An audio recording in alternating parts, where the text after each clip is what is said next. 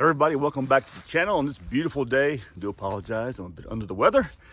Today's video, we're going to talk about basically the good and the bad and the ugly of, well, winter. So hang in there. I'll be right back with you.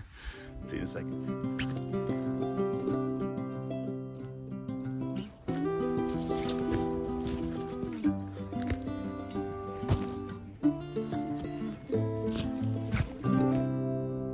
Again, welcome back to the channel. Before we get started, I appreciate it if you would subscribe to my channel, give me a thumbs up, leave a comment down below, and don't forget to share with your friends and your enemies. I appreciate it all. A lot of you may know or may not know, and now you will know that last weekend I served on the staff, which I do yearly so far, with the Swiss Army on their best sniper course. Every year they hold this in the Swiss Alps, in the high elevation Swiss Alps. And this year we had an autumn test week or test weekend or competition, an autumn competition. As you see behind me, it's autumn right here. And it's beautiful. The colors are fantastic. I love the autumn. It's my favorite time of the year. And so I went up there and for an autumn course like everybody else did. We showed up and we started getting snow. I mean, a lot of snow. My truck had probably this much snow on it, a good 8 inches, 9 inches of snow on it the first night when I got there. It was so bad. The route going up, because they had to make some changes this year because Swiss Army suddenly had a what do you call it, a week of training that they did.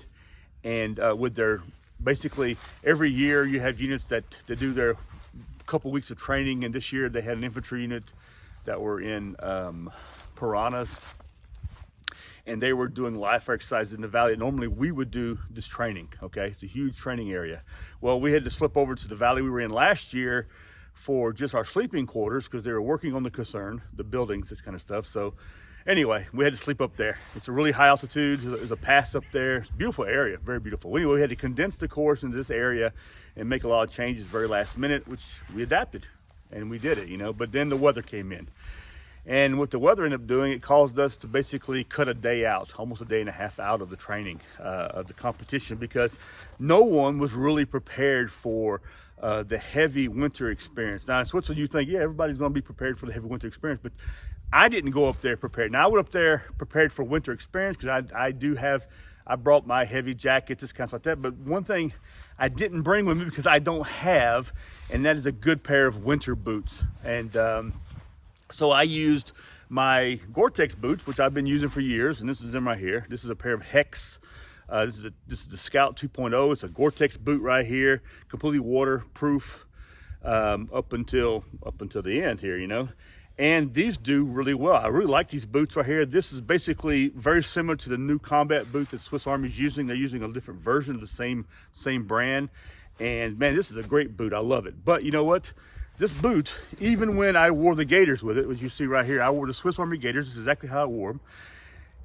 It didn't keep my feet warm. I got really cold.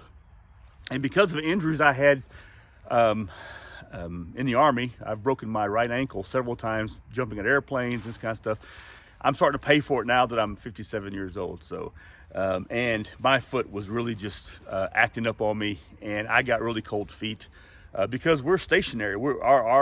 Our site, I was working on the survival post, and we were testing people in survival skills on that post, but we're still in the snow, okay? And it was some serious, it was minus 3 degrees Celsius, okay? So there you can get your idea of what that is, you know. But anyway, I wore this configuration right here, and this gaiter right here is probably the best gaiter I've ever had. It's got a wool inner that's quite fluffy, and the outside it's been covered with like a plastic. They don't breathe, but you know what? They don't need to breathe. These things right here do a really good job. Of course, I would like to get my hands on some original military issue, U.S. Army issued the OR Gore-Tex ones to try them out. But so far, these are the best ones I have seen. These are a brand new pair. I got them for like 20 bucks. I think maybe 29 bucks like that.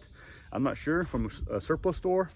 And I am super happy with them. And they're brand new. Now you can get them used, beat up, this kind of stuff for a lot of different prices. But if you can get a pair of these Swiss Army gaiters, I suggest you get them. Anyway, So I wore this boot right here while I was up there, and it was too cold. So I now need to get myself, and it's something I've been looking at doing for the past couple of years. And the boot I'm actually interested in is the Salomon winter boot. And the only problem I have with it is it's all black, and I don't like all black boots. Now I'm wearing a black jacket. This is a good gift. Thank you, Zoe. I appreciate it. But I usually don't wear that much black when it comes to my outer clothing, especially my outdoor clothing, you know, when I'm out in the outdoors. I usually don't wear black, okay? I use only natural colors, this kind of stuff, and that's just the way I like it. It's the way I've always liked it. So that's what you'll see me wearing.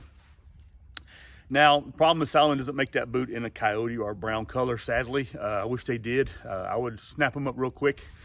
But I'm gonna ask you now, if you have any recommendations for good winter boots, throw them my way. Let me know in the comments down below. I'm really interested in seeing what you're using, what your opinions are, and this kind of stuff. But one thing I realized this weekend is that I don't have really good winter boots, and I need to rectify that. So I appreciate if you would help me out a little bit of that. Now, just Gore-Tex boots are fine. I had wool socks on them. It just wasn't enough, especially when you're standing static. You know, it just wasn't enough. Now, I wore my the PCU Level 7 U.S. Army issued the big parka jacket.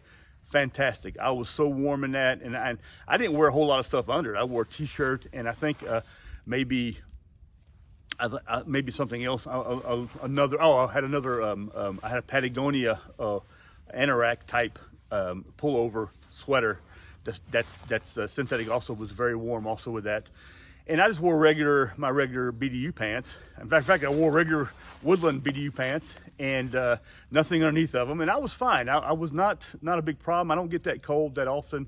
My legs are usually very, very warm. I don't get a problem, but my feet, they felt it. This year also, I wore, spent a lot of time wearing my Arc'teryx winter gloves, which I'll make another video about that and discuss those with you, and I stayed warm with that.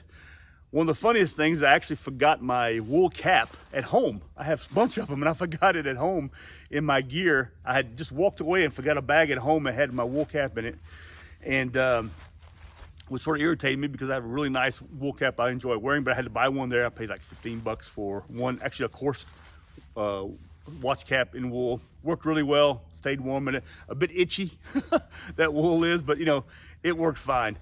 But everything else, you know, I had with me worked really well. I was pretty excited with the course. Now I'm gonna tell you a little bit about the course, what happened.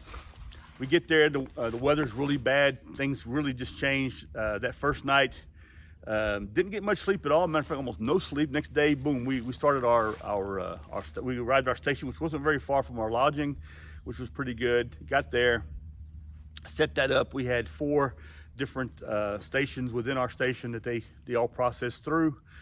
And they were shooting over us from one mountaintop to across the valley, and we could hear the crack of the 338s and this kind of stuff that they were shooting. They had 2 rifles that they brought in, or a couple of rifles, shooting sniper rifles they brought in to fire. One was actually the traditional Swiss Army sniper rifle with scopes, and this other one was the other 2 were some more modern versions of some really high-powered sniper rifles. They all did pretty well with that. Even with the crosswind, this kind of stuff, they did really well. The weather was constantly fluctuating, and for sun, no sun, it was a bit chaotic when it came to that. But just what do you expect in the mountains, especially this time of year? The weather's constantly changing.